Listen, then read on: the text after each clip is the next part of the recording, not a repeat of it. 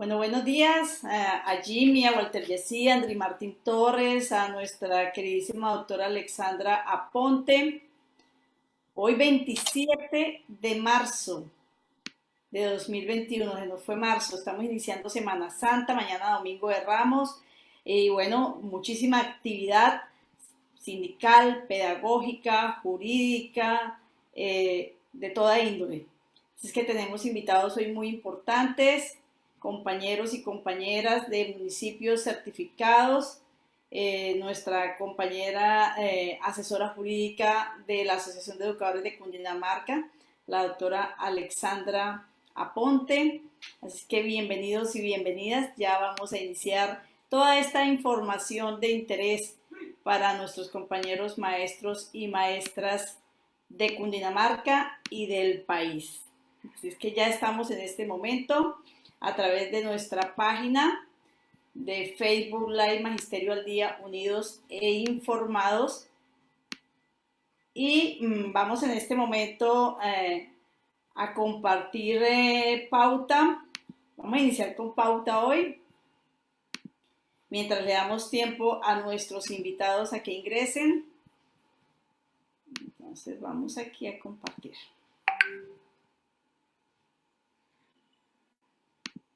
R&M Roldán Abogados, con más de 30 años de experiencia, les brinda el mejor acompañamiento jurídico. Somos especialistas en legislación laboral docente, derecho laboral, responsabilidad médica, civil y de familia. Contamos con un equipo interdisciplinar capaz de dar solución a sus problemas. Contáctenos al teléfono 316-877-1161 y encuéntrenos en la carrera séptima, número 1656, oficina 704.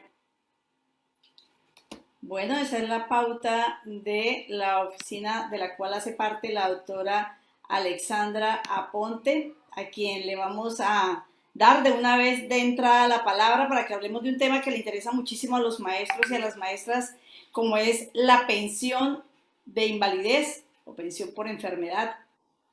Doctora Alexandra, bienvenida a Magisterio al Día en esta mañana maravillosa de este sábado. Muy buenos días, profe Cris, muy buenos días para todos los compañeros que se encuentran en la mesa de trabajo y por supuesto para todos los docentes del departamento de Cundinamarca que se encuentran conectados, a la profe Jimmy, al profe Walter, al profe Endry, un cordialísimo saludo. Bueno, hoy traemos un tema que me parece muy, pero muy importante, profe Cris, desde la parte jurídica, y es el tema de la pensión de invalidez.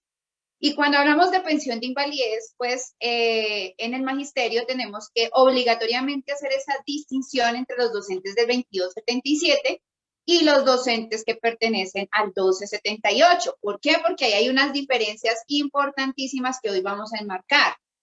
Para los docentes del 2277 de 1979, pues claramente encontramos una primera diferencia con respecto a los docentes del 1278 y es cuál es el porcentaje mínimo para que se acredite una pérdida de capacidad laboral que conlleve a una invalidez. Entonces, docentes de 2277 deberán ser valorados, calificados por la UT Servisalud con un porcentaje mínimo del 75%, mínimo del 75%. Con ese porcentaje, pues básicamente el docente o la docente tendrá derecho a solicitar el reconocimiento y pago de su pensión de invalidez. La norma que rige a los docentes del 2277 para efectos de este reconocimiento pensional es el decreto 1848-1969. Y básicamente allí nos indica o nos da los rangos de liquidación para efectos de su mesada pensional. Nos dice que los docentes que tengan una pérdida de capacidad laboral entre el 75% y el 95% tendrán derecho a percibir una mesada equivalente al 75% del promedio de salarios devengados en el año anterior a la adquisición del estatus pensional. Aquí hay una disputa si la sentencia de unificación aplica también para la pensión de invalidez con respecto a factores salariales.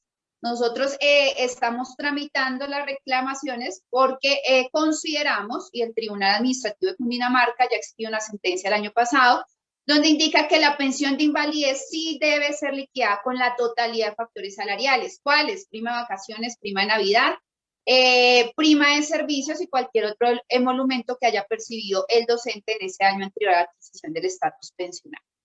Para los docentes que tengan una pérdida de capacidad laboral superior al 95%, es decir, entre el 96 y el 100%, tienen derecho a percibir una mesada equivalente al 100% del promedio de salarios devengados en el año anterior a la adquisición del estatus pensional. Aún encontramos casos de docentes que pertenecen al decreto 2277 de 1979 que tienen una pérdida de capacidad superior al 95%, donde el ente territorial, la Secretaría de Educación, le reconoce de manera equívoca la mesada pensional solamente con el 75%. Si existe algún caso de los docentes que nos están escuchando en este momento, donde tengan una mesada pensional del 75%, aun cuando su pérdida de capacidad laboral sea superior al 95%, es decir, entre el 96 y el 100%, tiene derecho a solicitar que se le reajuste y que se la reconozcan en el 100%. Esto para los docentes del 2277. Nos vamos ahora para los docentes del 1278-2002 y aquí nos cambian muchísimo los montos y obviamente la ley que regula el tema del reconocimiento pensional. Recordemos que los docentes del 1278 pues se regulan bajo los parámetros establecidos en la ley 100 de 1993 modificada por la ley 797 de 2003. Por lo tanto, aquí hablamos que la invalidez se determina si el docente o la docente tiene una pérdida de capacidad laboral igual o superior al 50%. Primer diferencia con los docentes del 2277. Segundo, el origen de la enfermedad va a ser fundamental para efectos de determinar qué norma le vamos a aplicar y cuál va a ser el monto de su mesada pensional. Si el origen que usted le determina, mi querido docente o mi querida docente, es común, impajaritablemente me lo van a pensionar bajo los parámetros de la ley 100 de 1993. ¿Y qué quiere decir esto bajo los parámetros de la ley 100 de 1993? Que me le van a aplicar un porcentaje sobre el ingreso base de liquidación de los últimos 10 años, que podrá ser equivalente al 45% o 54%. Ojo con esto. Traducido en términos económicos, vamos a encontrar mesadas pensionales de los docentes del 1278 cuyo origen de enfermedad sea común no profesional, equivalentes a un salario mínimo o un poquito más. ¿Y qué es un poquito más? Mesadas pensionales equivalentes a 1.000.000 de pesos, 1.100.000 máximo. ¿Por qué? Porque me les van a aplicar 45% o 54%, ya no del ingreso o de los salarios percibidos en el último año de servicios, sino teniendo en cuenta el ingreso base de liquidación de los últimos 10 años. Ese porcentaje podrá incrementarse dependiendo del número de semanas adicionales a las mínimas exigidas que se encuentran ahí establecidas en estas normas. Pero realmente, cuando hablamos de una pensión de invalidez, es muy difícil que encontremos que el docente o la docente supere ese mínimo de semanas requeridas y por lo tanto estamos hablando de porcentajes como el que ya indiqué, 45 o 54%. Pero ¿qué pasa si el origen de la enfermedad es profesional? Y ahí nos cambia un poquito la situación. Si el origen que me le determinan al docente, a la docente, es de origen profesional, no podrá la Secretaría de Educación aplicarle la ley 100 de 1993 y deberá, en virtud del principio de favorabilidad, aplicarle lo establecido en la ley 776 de 2002, que es la que regula las contingencias de origen profesional. Ley 100 del 93 regula las contingencias de origen común. Ley 776 regula las contingencias de origen profesional. Y esto mejorará su mesada pensional, pues aquí ya estaríamos hablando de que el reconocimiento de la mesada pensional podría ser equivalente al 75%, no del promedio de salarios devengados en el año anterior a la adquisición del estatus, sino del ingreso base de liquidación, pero vamos a tener una diferencia de mesada pensional que puede ser equivalente entre 500.000 y 600.000 pesos.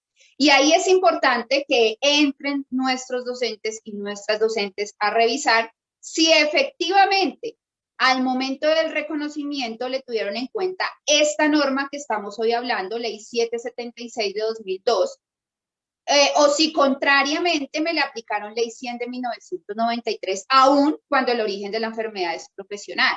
Si el docente o la docente se encuentra en esta situación, tiene derecho, profe Cris, a demandar ante la jurisdicción contenciosa administrativa demanda de nulidad y restablecimiento de derecho para efectos del reajuste pensional, aplicando en debida forma la norma, que en este caso no es la Ley 100, sino la Ley 776 de 2002. Entonces, este es el tip jurídico que yo hoy traigo para Magisterio al Día y para todos los docentes del Magisterio. Pues un tip jurídico muy importante, doctora Alexandra, porque genera muchísima inquietud los maestros que padecen diversas enfermedades y que, digamos, la incapacidad se extiende por 6 meses, los 180 días de los que habla la norma, y pasan a calificación. En ese punto de la calificación, pues siempre hay muchísimas dudas porque los maestros generalmente dicen o tienen la percepción de que no son bien calificados, y esa calificación obviamente afecta el porcentaje del monto de la pensión. Sobre esto podríamos hacer un poquitito más de claridad, mi doctora. Claro, por supuesto, y es sumamente importante esa inquietud que se manifiesta, profe Cris, porque ahí está el tuit del asunto. Recordemos que el docente que empieza como en esa valoración, ¿sí? A la luz del decreto 1655, pues básicamente esa incapacidad puede ampliarse hasta 180 días, es decir, 6 meses, salvo algunas contingencias, algunas enfermedades que pueden ser valoradas antes, como este tema de cáncer. Pero ¿qué pasa aquí? Ahí es muy importante que el docente esté atento al momento en que es emitido el dictamen de pérdida de capacidad laboral. ¿Por qué? Porque allí nace a la vía jurídica la posibilidad para el docente de objetar este dictamen frente al porcentaje o frente al origen de la enfermedad a través del recurso de reposición y en subsidio de apelación. Y esto hemos logrado bastantes cosas interesantes con algunos docentes a quienes les habían determinado que el origen de la enfermedad era común no profesional o a quienes les habían determinado un porcentaje inferior. Entonces encontrábamos casos específicos. Tengo un caso que estoy trabajando con una docente de Cajicá, donde me le habían reconocido, una docente joven del 1278, estaba pensionada por invalidez, origen profesional, pero pasados los 3 años, como lo determina el decreto 1655, le hicieron una nueva valoración. Y en esa nueva valoración me le dejaron a la docente un porcentaje del 74%. ¿Con qué objetivo? Pues con el objetivo de reintegrar, ¿sí? Con la docente que hicimos, interponer obviamente el recurso de reposición en subsidio de apelación. Alegamos básicamente que el porcentaje o al momento de emitir el dictamen no habían tenido en cuenta todas las contingencias, todos los diagnósticos y los exámenes practicados por los especialistas y logramos incrementar ese porcentaje de pérdida de capacidad del 74 al 85%. Hoy en día con esta docente nos encontramos peleando ese reajuste del que veníamos hablando, profe Cris, del 54% al 75%, que es un derecho que a ella le asiste por ser valorada con una contingencia de origen o de orden profesional. ¿Qué suelo recomendar y cómo me gusta trabajar estos casos de recursos? Que no es obligatorio, ojo, no es obligatorio, pero sí es importante hacer. Desde la parte jurídica uno interpone los recursos de reposición y el subsidio de apelación en contra de estos dictámenes. Pero es importante hacer una fundamentación de este tipo de recursos también desde la parte clínica. Por lo tanto, si estamos hablando de incrementar un porcentaje o cambiar el origen, es importante tener la valoración de un galeno, de un médico, en lo posible especialista en temas de legislación laboral docente también, para efectos que desde la parte clínica nos haga una revisión de la historia clínica y nos indique qué diagnósticos, qué aspectos no tuvieron en cuenta y que vayamos más a la fija para efectos de incrementar o cambiar el origen de la enfermedad. No es obligatorio, pero una cosa es sustentarlo desde la parte jurídica y otra muy diferente, tener ese fundamento desde la parte clínica que nos ayude precisamente como soporte para el cambio del origen o para el incremento del porcentaje. Listo, doctora Alexandra, muchísimas gracias y recordarle a los compañeros maestros y maestras de Cundinamarca que contamos con 5 abogados asesores, entre ellos, por supuesto, la doctora Alexandra Aponte en la Asociación de Educadores de Cundinamarca para asesorarlos precisamente desde el punto de vista jurídico en estos temas que se puedan presentar y pues que los maestros a veces se angustian y como que no saben para dónde coger. Bueno, estamos los directivos docentes y pues cuando se requiere la parte jurídica que es tan importante, pues acudimos a nuestros asesores que de muy buena manera siempre están dispuestos a acompañar al maestro en estas inquietudes y orientarlos acorde a las circunstancias. Así es que muchísimas gracias, doctora Alexandra, por su valioso aporte. Bueno, les decía, esta semana pues hemos estado acompañando a los maestros, a las maestras, estuvimos en asamblea sindical, estamos acompañando las asambleas de nuestros compañeros maestros. El 5 tendremos en la región de Almeidas, el 12 de abril, 5 de abril, ¿no? El 12 de abril en la región del Tequendama, los 15 directivos vamos a estar acompañando de manera virtual estas asambleas sindicales. Hemos estado también asesorando y acompañando desde el punto de vista sindical, pedagógico y jurídico lo que corresponde al tema de la alternancia que ya más adelantito vamos a tocar un poco, aunque le hemos dedicado bastantes programas a este tema. Vamos a darle la palabra a nuestro compañero vicepresidente de la CUT Nacional, el compañero Jorge Cortés Navarrete.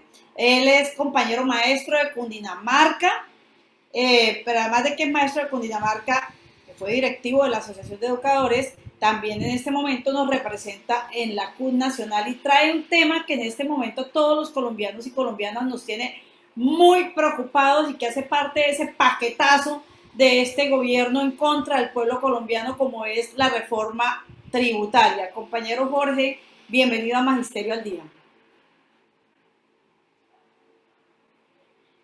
Micrófono, Jorgito. Micrófono. Muy buenos días, gracias por la invitación. Un saludo fraterno para todos y todas. Bueno, pues este gobierno en los 3 cortos años, digamos en tiempo, pero largos en tragedia, porque ha sido un gobierno supremamente malo, ha presentado en menos de 3 años 3 reformas tributarias. Eso lo que está mostrando es la total improvisación de un gobierno que, digamos, que lo salvó la pandemia.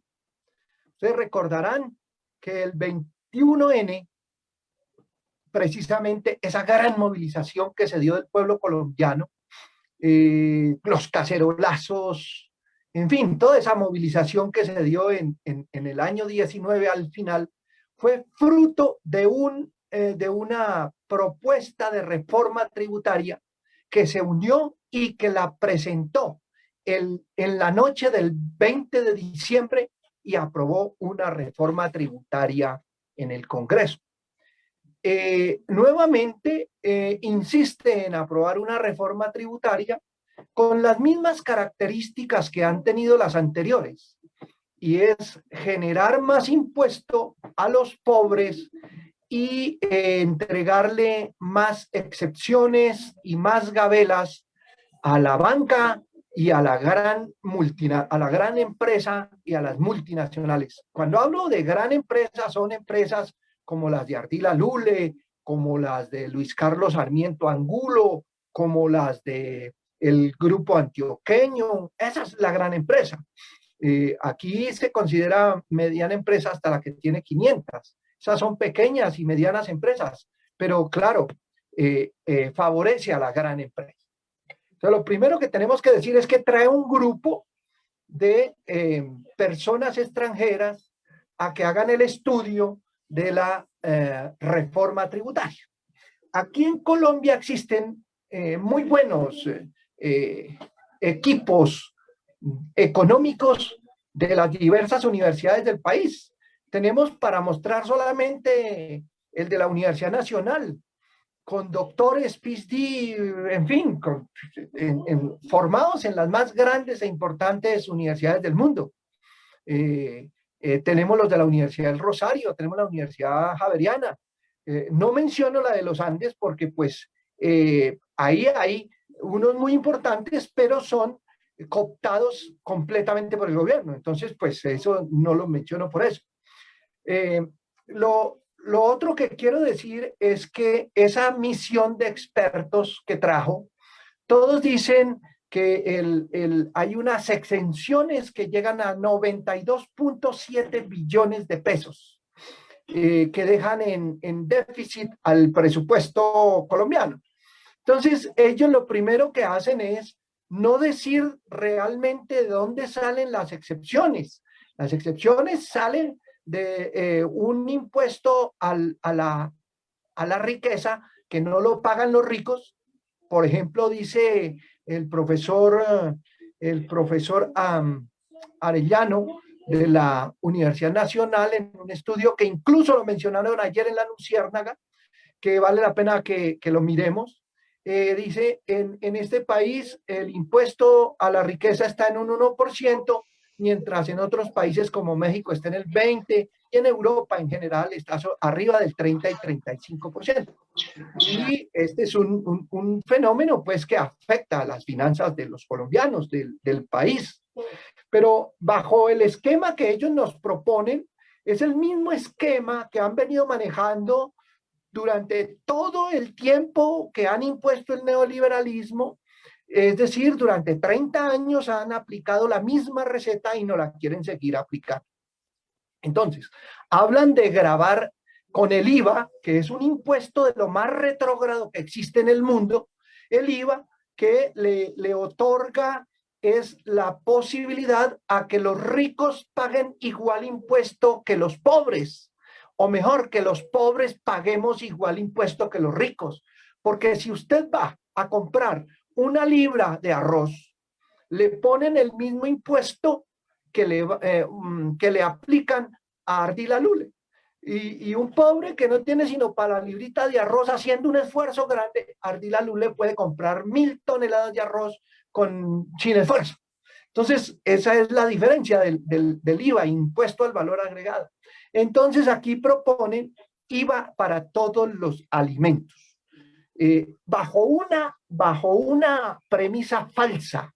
Dicen los señores que hacen el estudio, los expertos, dicen, porque los ricos gastan más en comida que los pobres. Pero los ricos en este país no pasan del 1%, mientras que de los 50 millones de personas que somos los colombianos, pues mucho más de 49 millones de colombianos tienen que pagar más sin tener tanto como los ricos. Entonces resultamos pagando 49 millones de colombianos mucho más impuesto por IVA que los 100.000 o 200.000 ricos de este país, porque no son más, no pasa de esa cifra. Entonces es un impuesto que no justifica y dicen que tranquilos, que paguemos ese IVA, que se lo van a devolver a los pobres. ¿Quién le otorga al comprar una libra de arroz o un pucho de frijol o una botellita chiquita de aceite? ¿Quién le otorga un recibo con un NIT para que le devuelvan el IVA que pagó a un pobre? Eso es cuento. Entonces, ese es un primer elemento. El segundo, gravar a todos los trabajadores con impuestos. Aquí dicen, es que los salarios no tienen impuestos, entonces hay que ponerle impuesto al salario, gravar las pensiones, plantea renta a las sociedades, todas las empresas, incluyendo la microempresa, la pequeña, e incluye allí, que es lo más curioso, la informalidad, imponerle impuesto a los informales. Entonces, eso es un problema supremamente grave. Es decir, amplía la base de impuesto tanto para salarios como para las empresas. El señor que vende en la esquina dulces lo van a legalizar para que esa persona pague impuestos. Aquí las hipotecas no van a tener exención, ni tampoco los seguros de vida. Ustedes recuerdan, ni el seguro de salud. Recuerdan que uno cuando hace declaración de renta, los que tenemos que hacer declaración de renta, porque la base ya la han bajado, ahora la pretenden bajar a todos. Más sin embargo, pues está diciendo por popularidad que no van a ser todos, que solamente los que tengan más de 2.5 millones de salario. Entonces, aquí hay muchas situaciones muy complejas que van a afectar a todos los colombianos. Creo que con eso, bueno, el aumento del IVA sería del 5 que tienen algunos productos, como la sal, el chocolate, el azúcar, en fin, subirían a 19%. Creo que con este resumen ajustado de lo que ha permitido conocer el gobierno, porque no ha radicado el proyecto, esperamos que cuando lo radique, pues podamos profundizar más en el tema, pero esto es lo que han dejado entrever que tiene. Entonces, vamos a ver cómo en ese proyecto de ley lo que están es ampliando las, ¿cómo se llama eso? Las limosnas, porque nosotros pedimos renta básica, pensión para todos los colombianos que superen la edad mayor de 65 años y la matrícula cero. Él sigue insistiendo en su programa de adulto mayor, de familias en acción, etcétera, que son programas que no le otorgan más de 160.000 pesos o 60 o hasta 160.000 pesos por mes a las personas que lo tienen y no cobija a más de 2.500.000.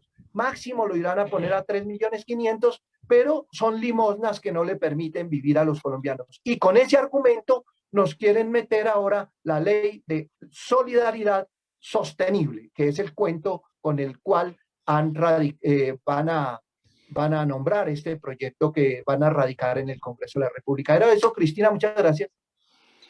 A ver, Jorgito, de verdad que es preocupante. Es un gobierno que no está legislando en favor del pueblo, sino en contra del pueblo permanentemente. Cualquiera de las normas que se han expedido aún en medio de la pandemia, en medio de la tragedia que está viviendo el pueblo colombiano, desempleado, aguantando hambre, sin ayudas, sin ningún tipo de soluciones reales de parte del Estado, pues contrario a recibir esas ayudas como lo que se ha pedido, que es la renta básica, por ejemplo, tan importante, aquí se habla de reactivar la economía quitándole la posibilidad inclusive de alimentarse a los más pobres. Y usted dice algo que es terrible. En este país la mayoría de la gente vive el rebusque diario de la informalidad y entonces vamos a mirar cómo les van también a golpear con más impuestos. Es de verdad bien lesiva, bien grave este proyecto, pero bueno, algo hay que hacer, ¿cierto? ¿Qué propone la Central Unitaria de Trabajadores frente a este tipo de proyectos, que no es el único, tan lesivos para el pueblo colombiano? Movilización, acciones claras como por ejemplo que oye uno entre la gente es, bueno, no compremos en los supermercados de cadena, comprémosle directamente al productor campesino, al pequeño empresario que saca sus productos, consumamos con ellos, pero pues bueno, ¿qué propone la CUT? Bueno, efectivamente, como el gobierno ha propuesto reforma laboral nuevamente, reforma tributaria, que es la que estamos aquí, digamos que armando de lo que han venido diciendo por la prensa y la televisión, y está proponiendo una reforma pensional. Nosotros hemos planteado que es necesario que el pueblo colombiano salga en su conjunto a rechazar esta situación, a rechazar las masacres, a rechazar los asesinatos, a rechazar el desempleo, en fin, porque esto se puede mejorar si hay una política distinta y una política que beneficia a la mayoría, con unas condiciones concretas. Entonces nosotros estamos planteando para el 9 de abril una jornada en defensa de la vida ya que el 9 de abril es el Día de Derechos Humanos. Y estamos planteando para el 28 de abril un paro nacional en donde logremos que de los distintos sectores sociales, los campesinos, que hay ahora también situaciones muy graves del campo, que los sectores barriales, que las juntas de acción comunal, que las distintas empresas, que los desempleados salgan a reclamar empleo y a rechazar esta reforma tributaria que le van a poner empleo le van a poner impuesto hasta el que no tiene empleo. Entonces, llamamos la atención para que actuemos en esa forma y si podemos reactivar el tema del referendo Chao Duque, pues que también agitemos el Chao Duque, porque es un gobierno que no merece que se le dé ni siquiera la posibilidad de terminar, porque es un gobierno que le está haciendo mucho daño al país, está negándole la posibilidad del desarrollo económico que tanto se requiere, entregándole la plata a los bancos y quitándosela a los que sí la deben tener, que son los trabajadores, la pequeña y mediana industria, que son los que necesitan tener dinero para comprar. Nosotros que sacamos que tengan la plata en los bancos y todos los días le llamen a usted por teléfono a decirle, le tienen preaprobado un préstamo de no sé cuánto, porque de los 117 billones de pesos que supuestamente metió para la pandemia, este gobierno le entregó el 95% a los bancos. Entonces uno dice, no puede ser así, este gobierno no merece terminar. Entonces hay que salir a luchar, a exigir, ¿Para qué fecha, a Jorgito, protestar. para qué fecha se espera esté radicado este proyecto en el Congreso? Pues esta semana que llega deben radicarlo. Después de Semana Santa estarán radicándolo y creemos que le van a dar esa orden de movimiento rápido, ¿no? Que llaman. Entonces, creemos que el 28 está en pleno debate y discusión, 28 de abril, por eso estamos proponiendo esa fecha como paro nacional. Y el 1 de mayo, por supuesto, continuar en las calles, porque es la fecha insignia de los trabajadores en donde tenemos que protestar y reclamar todas estas cuestiones que afectan a los trabajadores y al pueblo en general. Ya van tres fechas importantes ahí, obviamente el 9 de abril, que es el Día de las Víctimas de Crímenes de Estado, ¿cierto? El 28 de abril, para movilizarnos en contra de este tipo de proyectos lesivos para el pueblo colombiano, y obviamente el 1 de mayo, que es el día histórico de la clase obrera del proletariado en el mundo, y pues vamos a salir a exigir trabajo en condiciones dignas, claro que sí. Jorgito, muchísimas gracias por tu valioso aporte como vicepresidente de la CUT Nacional. A usted, muy amable, un abrazo para todos y me marcho a una reunión en Risaralda. Chao, pues. Espérate, no te vayas todavía, ¿Sí? que no me había fijado que Jimmy Triana quiere hacerte una pregunta, algo muy Vale, corto, vale. Jimmy. Jimmy, buenos días. Buenos días, compañero Jorge. Gracias por su informe. Es una perspectiva muy crítica acerca de la situación que estamos viviendo con la reforma tributaria que quiere radicar el gobierno. Como siempre, la estrategia es generar ruidos a través de gremios que están al tenor de la agenda del gobierno nacional. Yo quiero citar un caso muy puntual y es la manera como el gobierno nacional plantea ciertos temas con los periodistas. Y ahí han aprovechado el vacío académico dentro del periodismo, ¿no?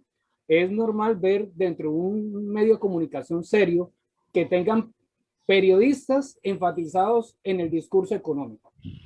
¿Qué es lo que ha aprovechado el gobierno? Por ejemplo, es hablar de que se ha propuesto pasar bienes de la canasta familiar del régimen de exentos de IVA a excluidos de IVA. Entonces, un periodista neófito pues no le ve como maldad a eso, ¿no? Pero ¿qué significa eso de trasladar bienes de la canasta familiar del régimen de exentos de IVA a excluidos? Pues significa que en los bienes exentos de IVA, el IVA pagado en la cadena de producción no pasa al precio final. Es decir, no lo paga el consumidor. Pero al pasar al régimen de excluidos, esos impuestos de IVA de la cadena productiva pasan directamente al precio final del bien. Lo pagan los consumidores. Es parecido a lo que nos pasa con la sobretasa a la gasolina. Uno va y pide el recibo, ahí no aparece sobretasa a la gasolina para nada. Ya está incluido en el precio con que nos venden por galón. Igual pasa acá en este artilugio en el discurso con el tema de traslados de régimen con respecto a ciertos productos de la canasta familiar, compañero Jorge. Sí, efectivamente es así. Ellos, pues ya salió a decir eso Duque, dijo, no, es que no es para todos ahí vamos a excluir unos, eh, unos elementos de la canasta familiar, pero no dicen que la estrategia es esa que usted dice, el impuesto va por otro lado, pero lo van a poner. Por ejemplo, a una persona que vende Jambal, ahora la van a meter para que pague impuesto de acuerdo a su actividad y por ese lado entonces aspiran a recoger 16.8 billones de pesos en el nuevo impuesto a las personas, a los independientes, a los cuentapropias y a los informales. O sea, a los que nunca han pagado impuesto porque no tienen de dónde pagar. Entonces les ponen 10, el cálculo es un ingreso de 16.8 billones, mientras que por el IVA aspiran a recoger 10.5 billones y a la gran empresa solamente le aplican para ese recaudo, está en los cálculos, solamente 3 billones de pesos. Entonces, así como ustedes pueden ver, por ese lado estarían recogiendo más de 27 billones, más de 29 billones de pesos de los sectores pobres, mientras que a la gran empresa le están aplicando solamente 3 billones. Y por otro lado, la renta, el impuesto a la renta se lo bajan del 35 al 32%, con una escala diferencial hasta llegar al 27%. Entonces, vemos ahí cómo es una reforma tributaria regresiva totalmente, porque el impuesto se lo van a poner al que menos tiene y le van a rebajar los impuestos a los que más tienen. Esa es la gran crítica que tenemos nosotros que hacerle a esta reforma tributaria, porque es una reforma tributaria regresiva que va en contra de los más pobres. Y me parece muy bien la acotación que usted hace porque es muy clara, muy específica y muy precisa, y el ejemplo que pone con el impuesto a la gasolina es muy ilustrativo. Le agradezco mucho ese aporte, compañero, muy amable. Muchísimas gracias, Jimmy, muchísimas gracias, Jorgito, y efectivamente, además del impuesto a la gasolina, que nunca se ve reflejado en el mejoramiento de las vías de los municipios, ¿no? Pero bueno, eso daría para otro tema. Jorge, muchísimas gracias. Importantísimo que las comunidades educativas conozcan esta realidad que se viene cocinando desde el gobierno nacional, donde desafortunadamente todo lo que se está maquinando siempre es para favorecer al sistema financiero, y lo hemos visto descaradamente desnudo en esta pandemia, como todo lo que el gobierno, todos los proyectos de ley, todas las propuestas que se han hecho aquí han sido para favorecer al sistema financiero y a las grandes empresas, inclusive a algunas que ni siquiera ya son parte de nuestro país, como pasó en su momento con lo que se pretendía con Avianca.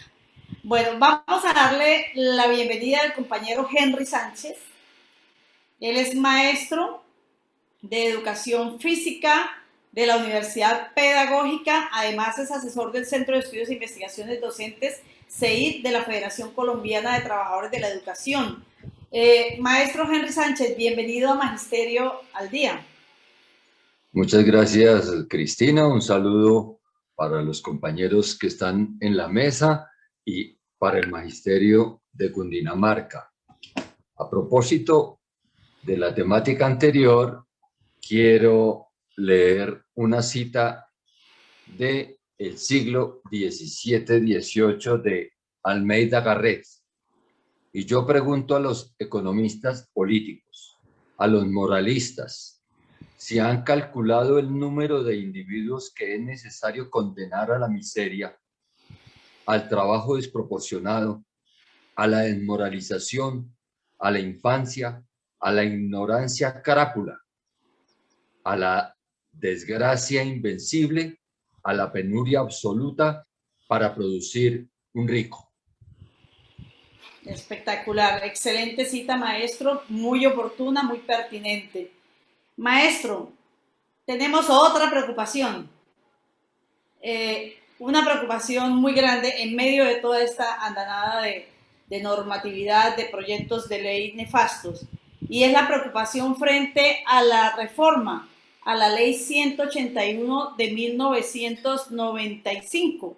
Esta ley 181 de 1995 dicta las disposiciones para el fomento del deporte, la recreación, el aprovechamiento del tiempo libre y la educación física, y pues crea el Sistema Nacional del Deporte. En este momento pretende el gobierno nacional modificar, hacerle unos reajustes, unas reformas, y pues como siempre son lesivas.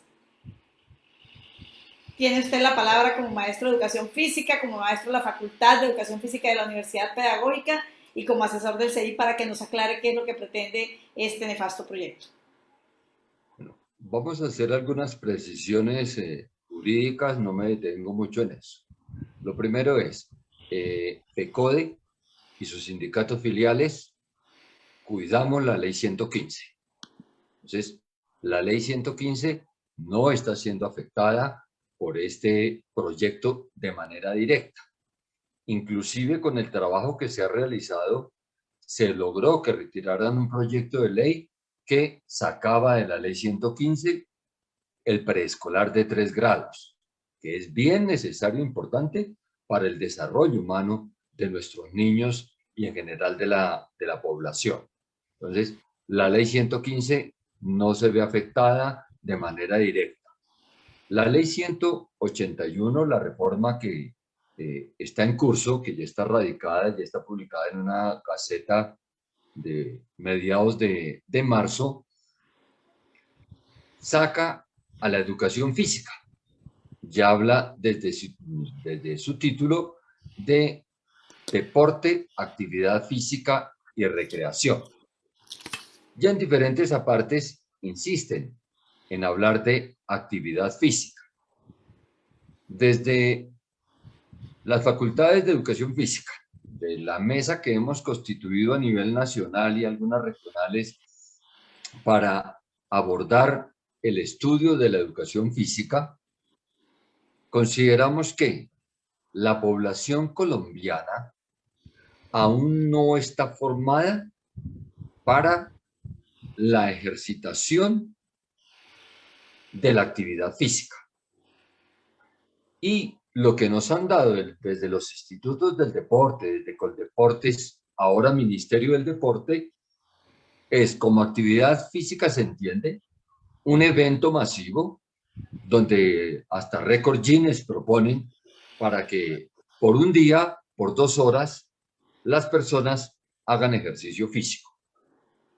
Cuando estamos hablando de educación física, es educar el cuerpo, educar la corporalidad humana para que ganemos el hábito diario de las prácticas corporales que se manifiestan en el deporte, se manifiestan en la recreación, se manifiestan en la danza, en el teatro, bueno, tienen diferentes manifestaciones. Ahí es donde planteo que los colombianos no estamos aún formados para, desde estas manifestaciones, asumir la práctica diaria de la educación física, el deporte y la recreación.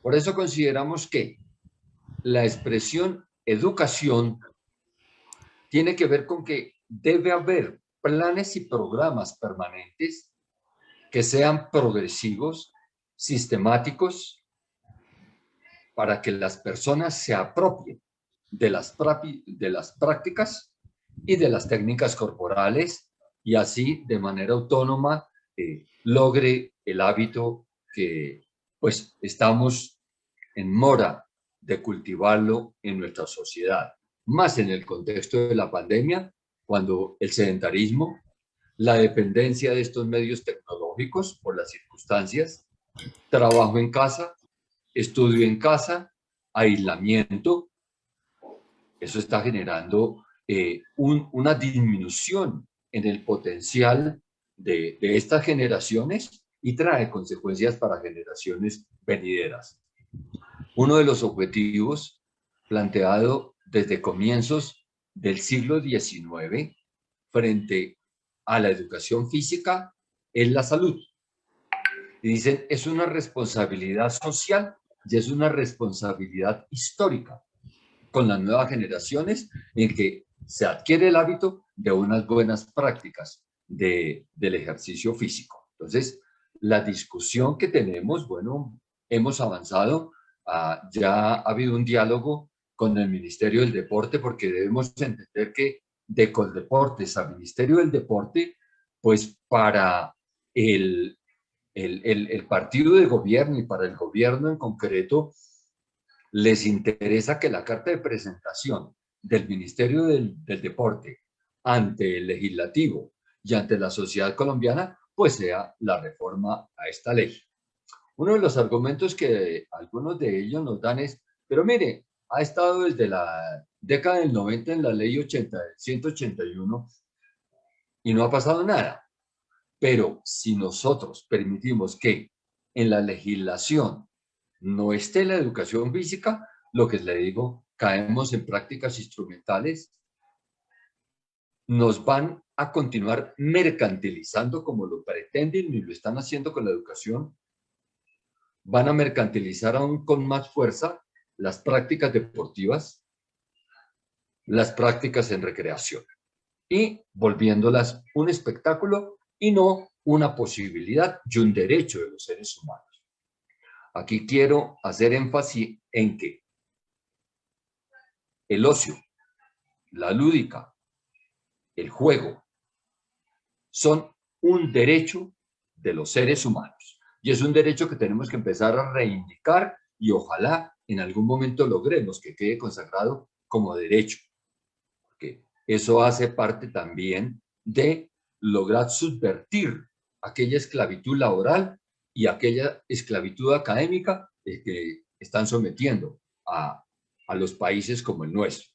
Cuando hablo de esclavitud laboral, hay suficientes argumentos, como yo lo planteaba Jorge, pero cuando hablamos de esclavitud académica, nos encontramos que ahora que se necesita el doctorado, para de pronto aspirar a tener un espacio laboral. Eso es esclavitud académica que se puede pasar muchos años en formación, entre comillas, capacitación, para ver si al fin puede ingresar al mundo laboral. No hay no hay equidad entre el derecho a la educación y el derecho al trabajo. Bueno, quiero plantear pedagógicamente 3 realidades antropológicas que están sustentando deporte, educación física y recreación. Corporeidad, el cultivo del cuerpo, desarrollo del movimiento humano y el juego. Son esas 3 realidades antropológicas que son específicamente humanas. Y si lo miramos con algo de detenimiento, en cualquier práctica deportiva está la corporeidad, están las tareas de movimiento y están las características del juego. Si observamos una técnica deportiva, ¿quién es el que actúa? Pues el cuerpo. Y en una técnica deportiva que se distancia de las técnicas del trabajo, pues es el disfrute también del ocio, del tiempo libre. Ese argumento pues no tenemos el tiempo para desarrollarlo en este momento y la invitación es a los maestros de Cundinamarca que pues nos interesemos por el estudio. Hago un paréntesis, agradezco a Cristina que nos ayudó con la difusión de una encuesta porque estamos interesados en la pedagógica, en una maestría en ocio, lúdica, juego. Pues, este es un paréntesis, un comercial. Entonces, es una invitación a que estudiemos el valor formativo, el valor que tiene para asumir una posición crítica frente a la manera como el neoliberalismo está instrumentalizando la vida y también para asumir una postura emancipatoria de los pueblos e individual.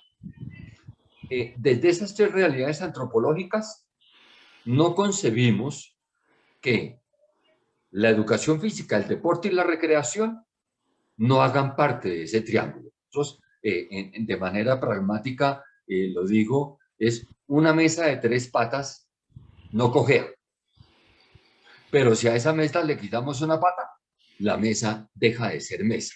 Entonces, ellas 3, por eso muchos de los programas y facultades se llaman, y no solo aquí en Colombia, en muchas partes del mundo, se llaman educación física, recreación y deportes. El orden no importa, porque las 3 establecen una relación intrínseca en las prácticas, establecen una relación transdisciplinaria e interdisciplinaria para sus estudios. Y las 3 se soportan en algo que a los maestros nos apasiona o nos debe apasionar: la pedagogía y la didáctica. Esto tiene toda una fundamentación pedagógica y didáctica, porque ¿qué nos interesa? Que la intencionalidad del deporte, la intencionalidad de la educación física y de la recreación sea el cultivo del humano.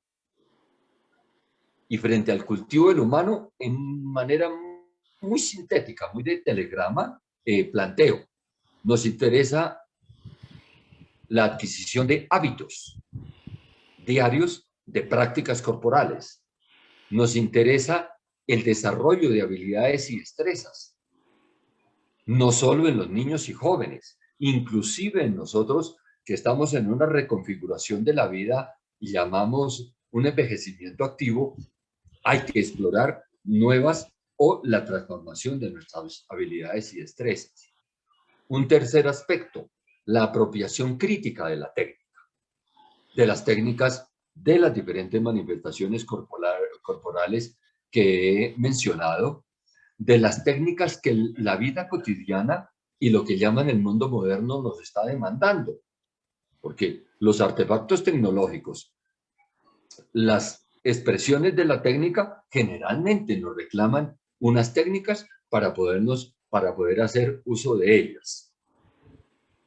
Un conocimiento crítico en torno a los 3 componentes: deporte, educación física y recreación.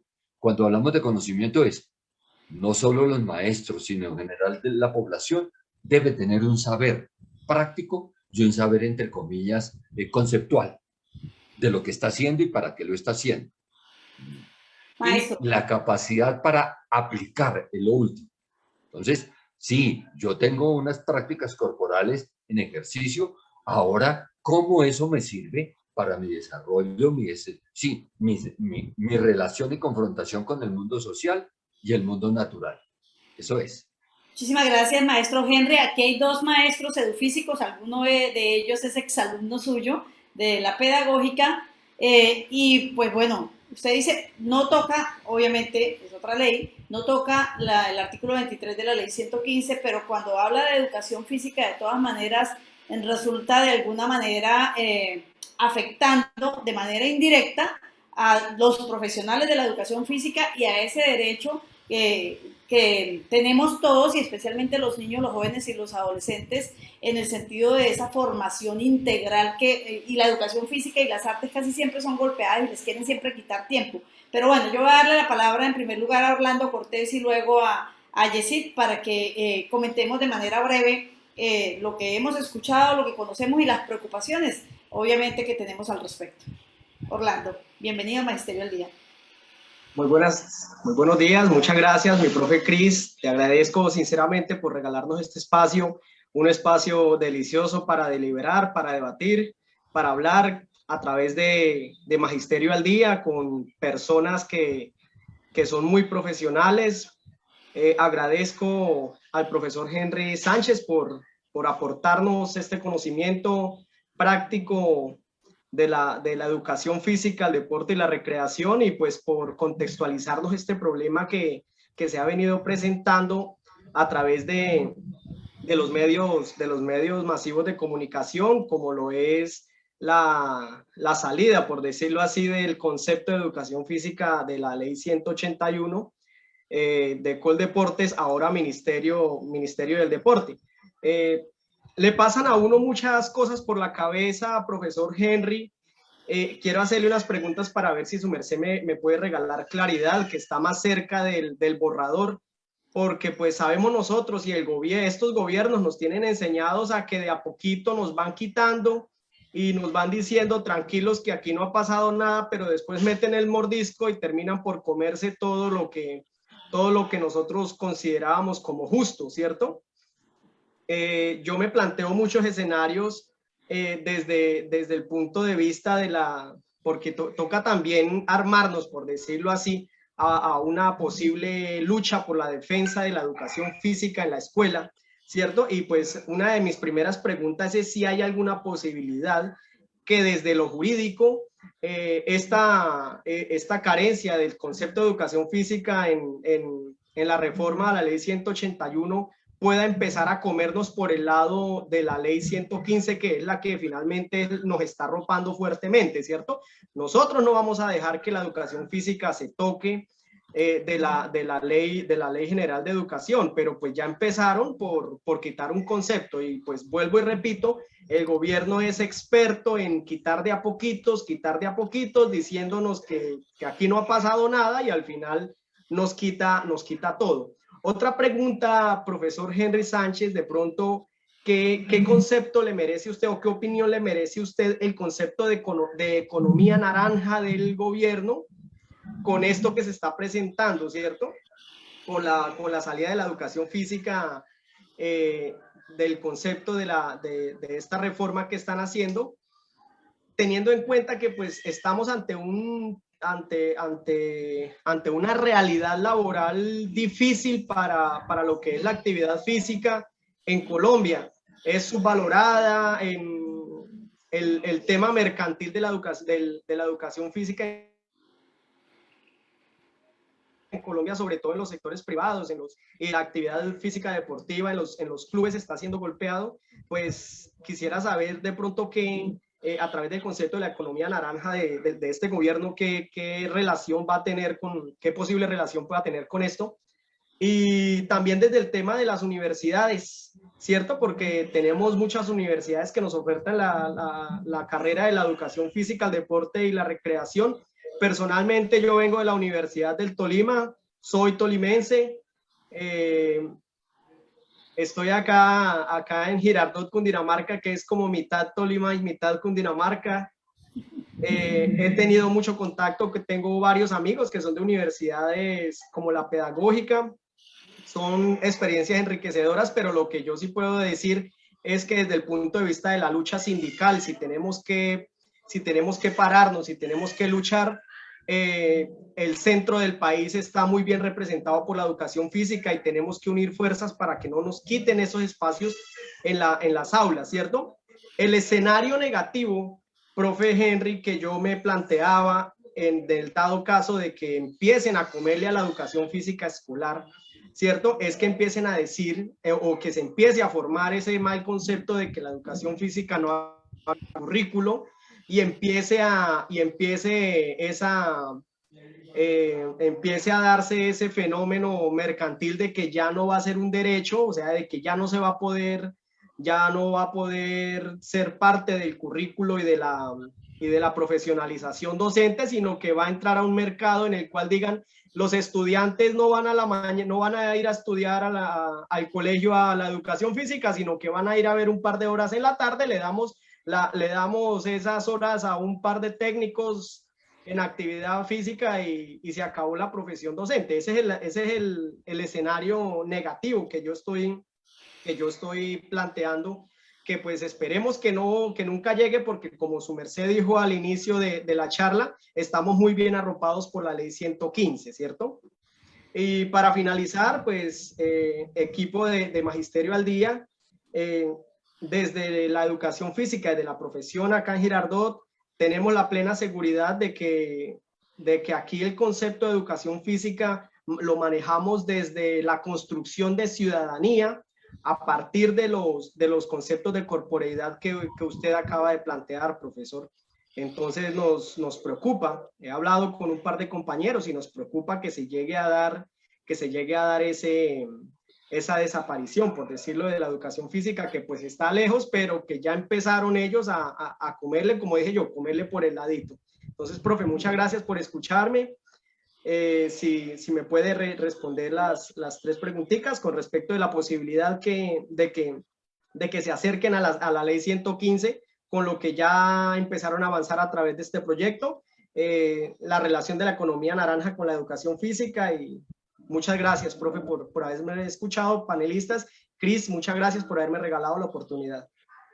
Muchísimas gracias, Orlando. Orlando es el secretario de Deportes de la subdirectiva de Girardot, creo que me olvidé de decirlo al iniciar, pero bueno. Maestro Henry, si gusta, escuchamos también al compañero Jessy, un físico también, y bueno, Ronald Jimmy también quiere hacer ahí un aporte, y su merced entonces cierra después de escucharlos a ellos, ¿te parece? Listo, entonces le damos la bienvenida a Walter Jessy Ramos, nuestro compañero de físico, presidente de la subdirectiva de FONSA. Micrófono, Walter. No te escuchamos. No, nada. No se te escucha. Bueno, mientras cuadres el micrófono, vamos a darle la palabra a Ronald Jimmy, también integrante de la subdirectiva de Girardot y del CEID de ADEC. Gracias, compañera María Cristina. Gracias, Orlando, por su intervención, muy oportuna. Y precisamente con lo que acaba de decir Orlando, yo quiero hacer una invitación a los maestros de educación física de Girardot y del departamento. Nosotros a veces con ese tipo de situaciones que son coyunturales y a veces atendemos solamente la situación, cuando debemos partir de esa situación para ir a lo estructural. Me explico un poco, compañeros. Cada 4 años, los territorios deben discutir y establecer un plan de desarrollo municipal, departamental, etcétera. Es un escenario, por ejemplo, el capítulo de deportes se trata aparte del capítulo de educación, pero cuando uno va, observa cuántos maestros de educación física del magisterio oficial y también de los colegios privados asisten a los debates, tanto para plan de desarrollo como para presupuesto año tras año. En el municipio o en el departamento, la asistencia es muy precaria o nula en la mayoría de los casos. Entonces,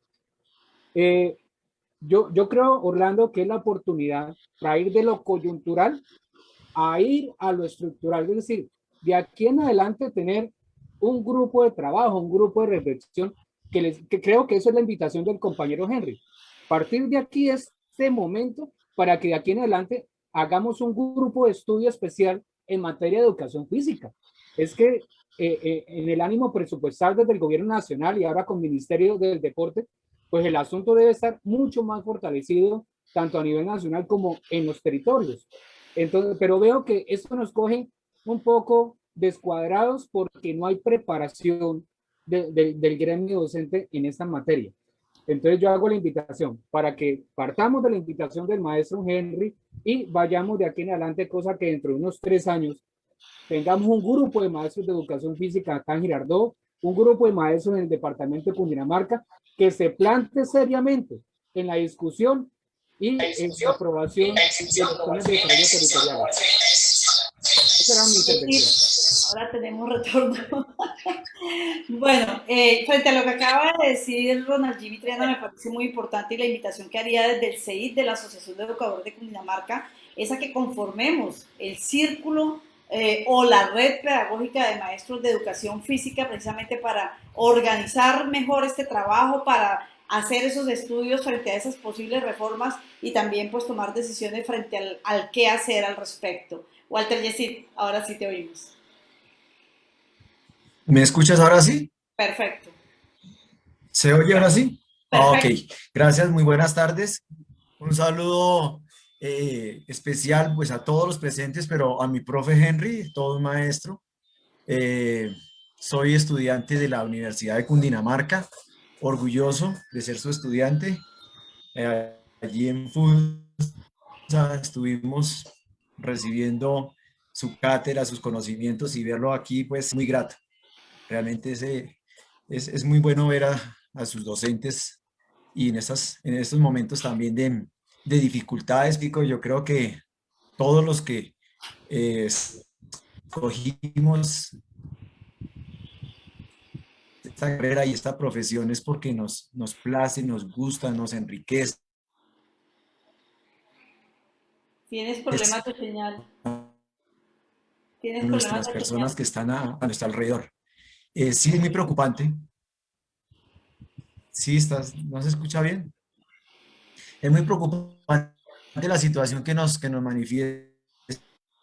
Siguen golpeando fuertemente, porque pues, como lo decía ustedes en la cátedra, la educación física es la vida misma. La educación física se está dando en el momento en que nosotros empezamos a caminar, empezamos a gatear, empezamos a correr, el cómo tan sencillo como el cómo nos rascamos, cómo nos sentamos, cómo barremos, todo eso es lo que hace la educación física y es muy preocupante que nos la quieran acabar, porque pues no solamente estamos trabajando con niños, pero porque nosotros estamos trabajando con personas de la tercera edad, estamos formando y estamos educando. Sí, también nosotros no tenemos que desconectar de esas personas que son conscientes de su cuerpo, se está dando pero profe Henry, lo importante es que ya tenemos una digna representación y nosotros, como decía el compañero Orlando y como decía lo que tengamos que hacer los edufísicos, porque somos un grupo de todas las universidades, de todo el país, porque siempre hemos estado en contacto y en comunicación y queremos saber, porque lo que se requiera para ir a las calles y para luchar con este gobierno que nos está día a día flagelando, nos está día a día quitando de nuestros derechos y que pues ellos tristemente pero ven la educación física como una materia más de costura y como le decía Cristina, y la artística el área de artística son las que de pronto a veces los dejan como relleno. Y si miramos desde la primaria, cuando siempre se pensó que fueran licenciados los que estuvieran directamente dando la formación básica inicial, que ahora pues se la asignan a cualquier doctor, no tenga cualquier conocimiento o sencillamente pues vaya usted, profe, y atienda a los niños. Y el concepto que muchos le han dado es que como no son los licenciados y los especialistas, entonces asignan cualquier actividad. Algunos que de pronto no tienen compromiso, no tienen la convicción, entonces simplemente la toman como relleno, que les asignan la educación física y ellos pues se preparan y buscan darles las herramientas que se requiere. Pero esa no es la intención de que tómela usted porque es una papa caliente a ver qué pasa. No, sino que para eso hay profesionales en cada una de las áreas y lo que nosotros tenemos que seguir exigiendo es que esos edufísicos que somos nosotros, que estamos tan comprometidos, que nos estamos preparando día a día, se nos dé el reconocimiento y a esta materia tan importante. Yo quería, pues de pronto el profe, compañero Orlando ya hizo algunas preguntas, pero pues ya están abordadas y faltaría una pregunta para el profe Henry. En el futuro, muy lejano, a unos 10 años, ¿cuál puede ser la proyección que se tiene a nivel del gobierno y a nivel de nosotros? ¿Qué podemos nosotros luchar para evitar que se nos acabe y que nos sigan dando esos golpes tan contundentes a la educación física? Y pues, profe Henry, muchísimas gracias por estar acá, Cristina por la invitación y a todos los invitados. Es muy grato y que desde nuestras aulas, desde las calles, sigamos nosotros luchando por una educación digna y de calidad. Gracias, Cris. Gracias, compañero Yesid. Maestro, tiene usted la palabra para que en 3 minutos resuelva estas inquietudes. Bueno, parto de algo. De manera regresiva, por racionalización del recurso y la famosa relación técnica, han sacado profesores de educación física y de artes de primaria. En secundaria, en algunos colegios, disminuyen la intensidad horaria. Además que las famosas pruebas saber, que no compartimos, se centran en unas áreas Entonces, se da una jerarquización de las áreas en los colegios y pues terminan ellas, como decimos, las cenicientas del paseo y déjenos las horas porque toca adiestrar. Eso no es formar, adiestrar a los muchachos para buenos resultados en las pruebas. ¿Para qué? No sabemos para qué. Porque a la educación superior, así les vaya bien en la prueba, solamente el 1 punto y pico % de estudiantes de la educación pública ingresan a la universidad pública y al SENA. Bueno, una invitación muy fraterna a los compañeros de educación física que nos están acompañando, y sé que los buenos oficios y compromiso de María Cristina constituyamos la mesa departamental de educación física. Eso ligado a la propuesta de círculo pedagógico, mesa de trabajo, pero la podemos, es decir, tiene los tintes de círculo pedagógico, que en algún momento podemos charlar de eso, y nos vamos preparando para una apuesta que tiene FECODE, que tiene ADEC, que tienen todos los sindicatos, la educación superior pública, bueno, diferentes sectores, Congreso Pedagógico Nacional.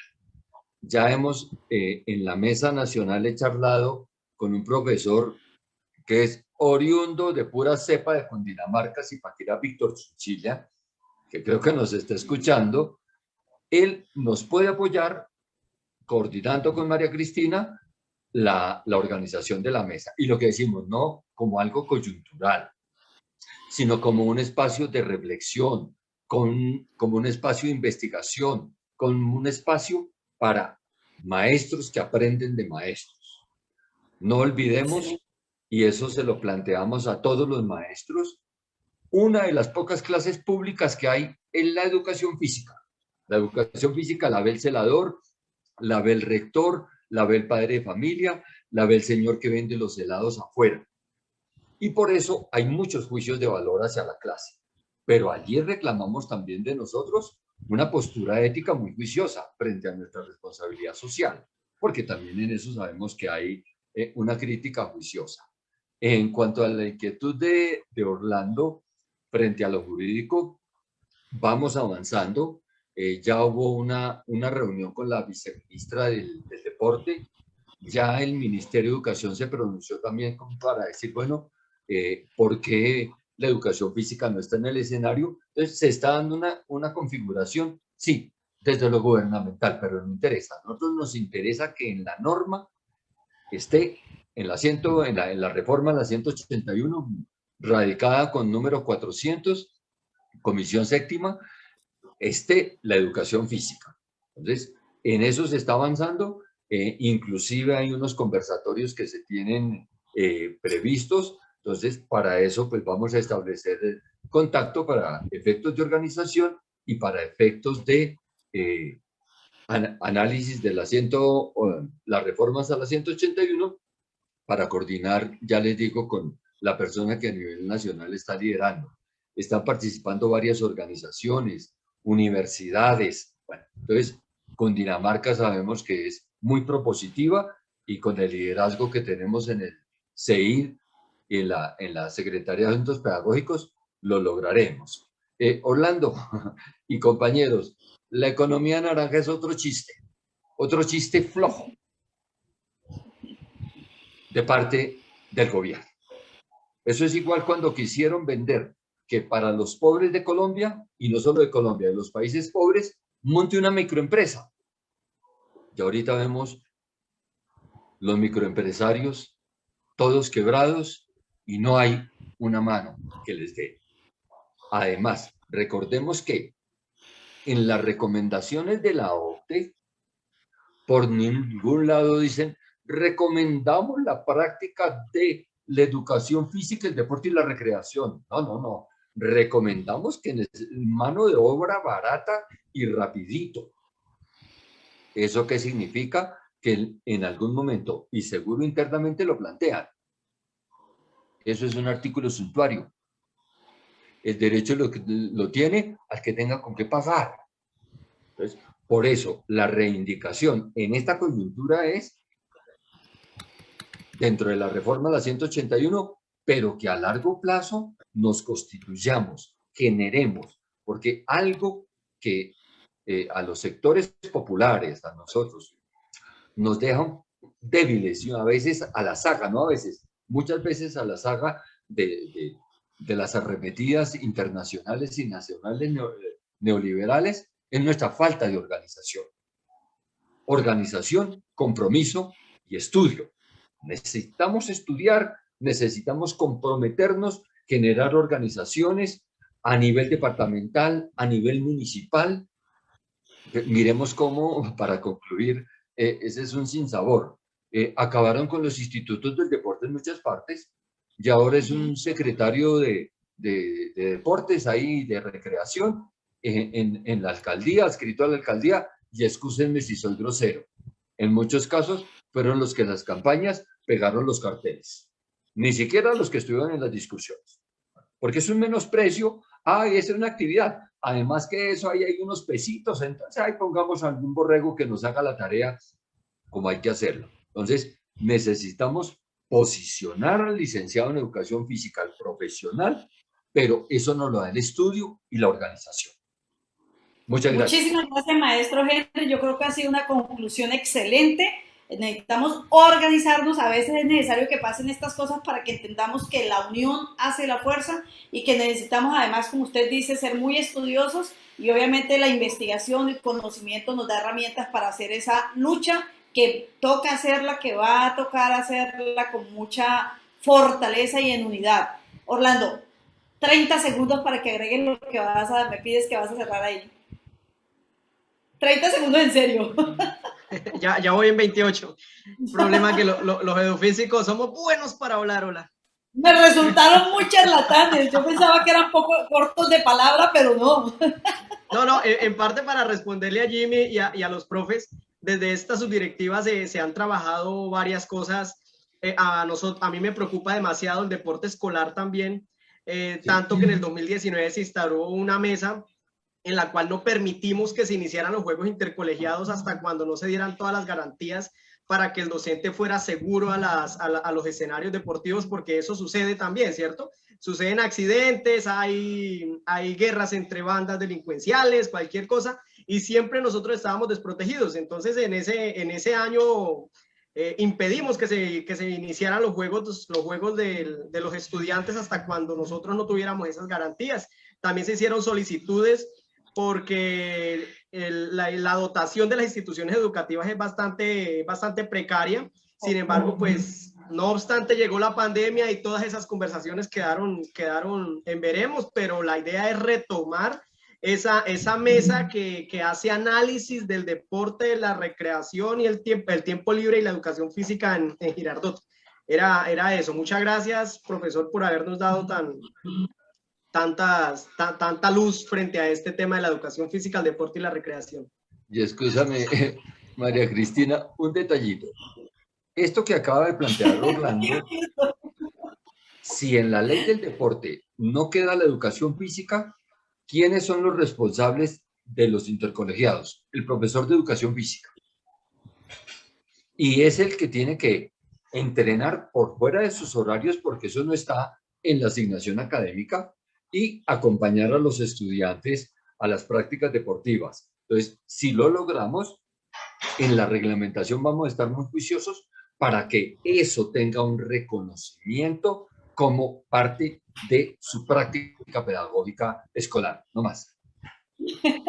Medio minuto, Jimmy, y va a tocar el otro tema. Ya, Jimmy, ¿me pediste medio minuto o entendí mal? No. ¿O Walter? Sigue. ¿Bien? No, Bueno, Walter, medio minuto.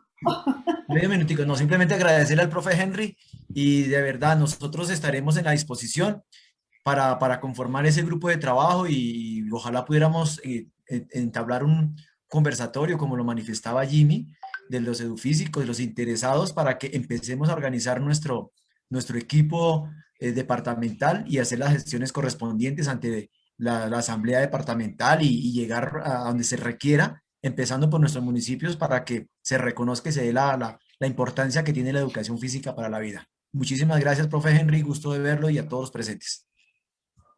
Muchísimas gracias, compañeros edufísicos. Maestro Henry, de una vez lo voy a comprometer. yo creo que vale la pena que organicemos un miércoles pedagógico exclusivamente para hablar de educación física, de la problemática que se está viviendo y para motivar la conformación de esa red, de esa mesa, de ese círculo. Bueno, el nombre de pronto no es tan relevante como la función y el objetivo que sí debe cumplir. Así es que desde ya la invitación para todos los compañeros edufísicos para que a través del CEID de la Asociación de Educadores de Cundinamarca, yo sé que con Freddy, con la Junta Directiva de ADEC, no van a decir que no, porque es una tarea además que nos corresponde, por supuesto, la defensa de esta área tan importante, el trabajo de nuestros compañeros edufísicos, pero además la formación integral del ser humano que parte de la educación física y que los gobiernos lo que deben hacer es comprometerse en construir más escenarios deportivos, en contratar verdaderos profesionales en el área para estimular este trabajo fundamental para el ser humano. Muchísimas gracias a ustedes por sus aportes. Bueno, Jimmy, tú ibas a hacer un comentario. Bueno, queríamos hablar algo sobre el tema de la alternancia, pero no sé, el tiempo creo que está demasiado corto. Tú me dirás, Jimmy, qué tiempo requieres para que reforcemos un poco el tema de la alternancia, porque como lo decía al iniciar, hemos dedicado varios programas frente a la posición radical que tenemos los maestros desde FECODE, desde la Asociación de Educadores de Cundinamarca, de exigir el cumplimiento previo y verificable de los protocolos de bioseguridad, que no es un invento del sindicato, que no es un invento de nosotros, sino que están en la resolución 1721 y que el gobierno mismo plantea en todos los documentos, los actos administrativos que ha expedido en las diferentes instancias, que vamos a la presencialidad bajo la figura de la alternancia previo cumplimiento de los protocolos de bioseguridad. Aquí en Girardot se inició el proceso de la alternancia muy concretico, Jimmy, porque pues no hay mucho tiempo, porque está nuestro compañero Henry con, por supuesto, la sección de libres con libros también. Bueno, rápidamente confirmar que el tema de la alternancia, en mi perspectiva, ha sido un fracaso. De hecho, pues, en un periódico local hizo un titular la semana anterior, sin éxito la alternancia en Girardot, y yo creo que pues se quedó corto en la manera de hablar del asunto. De eso hay una cronología, ¿cierto? El 28 de octubre se citó a comité de alternancia a los compañeros integrantes de dicho comité por parte de la subdirectiva el compañero Miguel Sierra y por parte de ADEC, Jair Vera. Ellos durante las mesas de reunión, las reuniones que se deliberaron, ellos plantearon sus observaciones, pero lo que ellos afirman es que esas participaciones fueron ignoradas, al tenor de que el comité en su composición tiene una alta participación del gobierno territorial. Total, pues, Secretaría de Educación, Secretaría de Salud y otros participantes, pues, simplemente pueden concertar una posición y, pues, avasallar la posición de los compañeros maestros. Es una implementación apresurada, precipitada. Simplemente yo vi que es el afán de seguir una agenda nacional, lo cual pues llevó a las críticas que hemos visto en las redes sociales, que hemos visto en los medios de comunicación. Un balance es la inexistencia por parte de los estudiantes en el modelo de alternancia. Se hizo un proceso previo de diligenciamientos, de consentimientos informados, y por ejemplo hay cursos donde firmaron 2 estudiantes y solamente llegaron 2, 3, máximo 4, y así ha estado el tema durante estas 2 semanas que han transitado. Lo que sí ha sido nefasto es la conectividad. Uno espera que al mismo tiempo que atiende a los que están allí en el aula presencial, uno pueda también hacer acompañamiento remoto con aquellos estudiantes, y en eso sí ha sido un total fracaso. Si bien los protocolos de bioseguridad han sido cumplidos en su gran mayoría, aquí el tema que estábamos planteando como mesa de trabajo con el gobierno municipal era que era necesaria la conectividad para ese proceso, y en eso sí nos han fallado rotundamente. Veo también que la postura de algunos maestros, una cosa es en redes sociales, principalmente en los grupos internos de WhatsApp, y otra cosa fue la postura en las reuniones que hizo la Secretaría de Educación, institución por institución, de manera pues que yo hago la invitación a los compañeros que haya coherencia entre lo que yo digo en redes sociales y lo que pasa allí en esas reuniones internas en cada institución educativa. Conclusión, un fracaso la implementación de este modelo de alternancia. Y el otro punto, compañera María Cristina, es con respecto a la caja de compensación, puesto que el 16 de marzo el alcalde le envió una carta a Colsubsidio pidiéndole el paz y salvo para cambio de caja de compensación. Eso pues ha despertado una inquietud por parte de nosotros como sindicato y obviamente los otros sindicatos, Sintrenal, perdón, me refiero a los otros sindicatos. Intramunicipios. Intramunicipios, SUNET, hicimos una carta conjunta donde en primer lugar destacamos que es un tema altamente sensible para nosotros los trabajadores porque la caja de compensación tiene que ver con muchos aspectos de nuestro bienestar, la recreación, la educación, el turismo social, la obtención de crédito, los subsidios de vivienda. Entonces, para nosotros es un tema sensible. Dejamos muy claro que con respecto al vínculo formal entre alcaldía y caja de compensación, hemos tenido pues malas experiencias porque no se ha cumplido pues con todas las instancias de accesibilidad a servicios. Pero lo que es indiscutible es que rechazamos la manera como se ha tratado el tema por parte de la administración municipal. Eso fue algo que de ninguna manera fue consultado con los trabajadores, así que expresamos un rotundo rechazo todas las organizaciones sindicales, ya lo dije, ADEX, Intramunicipios, Sintrenal y SUNET. ¿Qué le planteamos a través de la carta que se radicó ayer? Una reunión donde nos explique los motivos y razones de la decisión y construir un consenso al respecto. Hablando con Colsubsidio, nos damos cuenta de que Colsubsidio, bueno, y aparte de María Cristina, yo creo que lo que ha obtenido esta alcaldía, esta administración municipal, con respecto a Colsubsidio, hasta el momento se lo agradece a la bulla, al escándalo que hicimos nosotros los maestros con respecto a la caja de compensación. Así que, por ejemplo, la Secretaría de Educación le pidió, ahí gestionó con Colsubsidio un kit de bioseguridad, el spray, el tapabocas, etcétera. Eso fue a través de la caja de compensación y eso se lo debe a nosotros. Colsubsidio había desarrollado desde el año anterior y este año unas conversaciones principalmente con Secretaría de Educación y Secretaría de Desarrollo Económico y Social, y pues ellos están sorprendidos de la decisión que tomó el alcalde. Nosotros no defendemos aquí a Colsubsidio ni a ninguna caja. Aquí lo que queremos es que el alcalde nos explique los motivos y razones de la decisión y que construya un consenso con los trabajadores. Ese es mi pequeño informe, compañera María Cristina. Muchas gracias. Muchísimas gracias. Excelente informe, Jimmy. Usted tiene toda la razón. Acá en Girardot el tema de la alternancia no ha funcionado. No ha funcionado porque no existen las condiciones, porque todo el mundo tiene temor, por supuesto, al contagio, al nivel de contagio, y porque un tema bien delicado es efectivamente la conectividad. Mientras el maestro está con los 3, 4, 5 estudiantes, cómo se conecta con los otros, que son el gran número de estudiantes que quedan en casa y que tienen dificultades con equipos tecnológicos, con el internet y con la conectividad que hay en las instituciones. Así es que este es un tema bien sensible y usted hizo un llamado bien importante. Seamos coherentes y seamos consecuentes y también sensatos. Eso es importante tenerlo en cuenta. Y frente a la caja de compensación tenemos muy claro que el patrón decide frente a este tema, pero ojo, aquí en Girardot somos trabajadores organizados, estamos los maestros que tenemos nuestra organización sindical, que presentamos nuestro pliego de peticiones, y están los trabajadores del municipio que también tienen sus sindicatos, están los administrativos que también tienen su sindicato,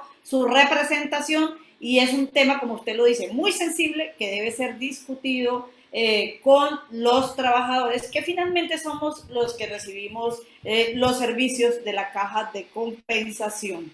Jimmy, mil gracias y bueno, bienvenido mi compañero Endry Martín Torres, Libres con Libros. Esta Semana Santa, bueno, pues para también aclarar para los que creen que los maestros nos vamos de vacaciones en Semana Santa, ¿no? Los niños entran a receso, pero los maestros vamos a semana institucional y hay bastante trabajo en las instituciones, así es que para que no crean como es que desafortunadamente hay algunos que se dedican a hablar mal del trabajo de los maestros, que nos las pasamos sentados, pero sentados programando guías, revisando WhatsApp, revisando correos, atendiendo a los estudiantes y a los padres de familia con muchísimo cariño, pero que no se desprestigie el trabajo del maestro, que es bastante arduo, y sobre los hombros nuestros ha recaído la garantía del derecho a la educación en estos tiempos de pandemia. Endri, ¿qué vamos a leer en esta Semana Santa? Gracias, María Cristina. Siguiendo con el proceso de educación física, hay un libro que es este, que se lo recomiendo. Pelota tricolor. Sí, sí. Cuenta la historia del deporte, especialmente de los 3 últimos mundiales en los que ha participado Colombia. Pelota tricolor, Antonio Casale, sus editoriales y sus comentarios. Entonces, como para seguir con la temática que veníamos discutiendo hace poco. Entonces, él acá, en alrededor de 300 páginas, tiene unas crónicas, tiene unas editoriales, los cuales los invito a leer en estos días. Y a estos profes de educación física que los veo bastante interesados en seguir leyendo, entonces, para todos, ¿no? Y el otro, a propósito de la Semana Santa, que bueno, es leer la historia de las religiones, como para entrar en esa espiritualidad. Religiones del mundo, en este libro, dialoga sobre hinduismo, las prácticas que se dan en China y en el Japón, judaísmo, islam, el cristianismo y el budismo. Muchas veces quizás nosotros no nos hemos acercado a estas otras religiones que también dan cuenta de los otros seres humanos que no están en Occidente, pero que están llamados en el Oriente, pero que también son significativas. A veces creemos que solo existe el cristianismo. Hay otras miradas distintas. Entonces, María Cristina, sí, los profes estamos sentados, pero trabajando virtualmente todo el tiempo, atendiendo lo que tú decías y también leyendo, ¿no? Entonces, pelota tricolor y la historia de las religiones, para que sigamos aprendiendo y compartiendo en estos días con nuestros estudiantes. Tú, como siempre, con esos aportes tan pertinentes y excelentes. A ver, hablando de la defensa de la educación física, frente a esa pretendida reforma a la ley 181, bueno, ahí está Pelota Tricolor de Antonio Casale. Y pues viene la Semana Santa, pero no solamente porque venga la Semana Santa, sino por cultura general, además para trabajar en la clase de religión. Qué importante que es conocer la historia de las religiones del mundo. A veces creemos que la nuestra es la única válida, y resulta que hay un sinnúmero de religiones con sus creencias, con sus formas de asumir, de su concepción de Dios, y bueno, vale la pena conocerlo con el respeto que merece cada religión, por supuesto. Gracias, sí. Sería como esa la recomendación, y bueno, seguir leyendo. Acá siempre nosotros con los libros abiertos, María Cristina.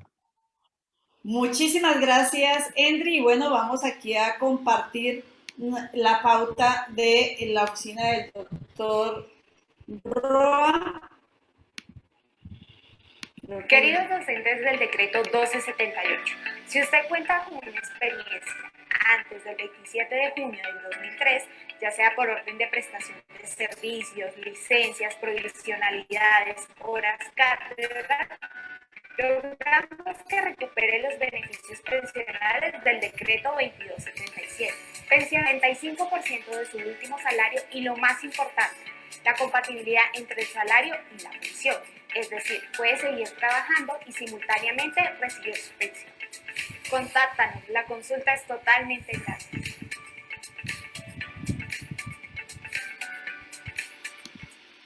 Bueno, y con esta pauta cerramos hoy nuestro programa. Si todavía están ahí, compañeros, los invito a prender la cámara para que nos despidamos de nuestros queridos compañeros, a los que hoy, bueno, la charla se fue tan interesante y tan larga que no hubo tiempo de saludarlos, pero tuvimos a Luz Belén desde Girardot, a la subdirectora Mosquera, a Sonia del Distrito, tuvimos también al rector José Moisés Chica desde Zipaquirá, Nancy Aragón, a Giovanni Zambrano Giovanni Zambrano, a Nancy Aragón, ya la mencioné, a Maritza Mayorga, tenemos a Claudia Gutiérrez de Chía, y bueno, vamos a ver, que después se me quedan y me dicen, no me nombraste y yo estaba ahí. Bueno, aquí también de Fusagasugá, el compañero Diógenes, al compañero de Subdirectivo Mosquera, Chía, Zipaquirá, La Mesa, Girardot, por supuesto. Bueno, me disculparán los que no alcance a leer. Entonces, bueno, desearles un resto de día espectacular, una Semana Santa para la reflexión, para el análisis, para la lectura, para que nos organicemos y en 15 días, el próximo sábado vamos a descansar, en 15 días nos encontraremos nuevamente aquí en Magisterio al Día por una comunidad educativa unida, informada y organizada. Feliz Semana Santa para todos nuestros compañeros maestros, para todas las comunidades educativas. Walter. Listo, muchísimas gracias, Feliz Cris. Semana Santa. Y a todos una feliz Semana Santa, que oren, carguen baterías y con toda la disposición de continuar con nuestra trabajo. Gracias, Jimmy. Cris, y a todos. Gracias a ti, Jimmy. Gracias por la oportunidad de intervenir en esta sesión, compañera Mara Cristina, a los compañeros también participantes, y desear a los compañeros que nos rindan con la agenda institucional en los próximos 3 días hábiles y que Dios los bendiga. Bueno, Endri. Micrófono, Endri, micrófono. Gracias. Así como dice Jimmy, que nos rindan los 3 días para leer. Aquí tenemos buenas propuestas. Para leer y para hacer el trabajo, las tareas Sí, institucionales, son bastantes. Sí. Bueno, feliz Semana Santa para todos.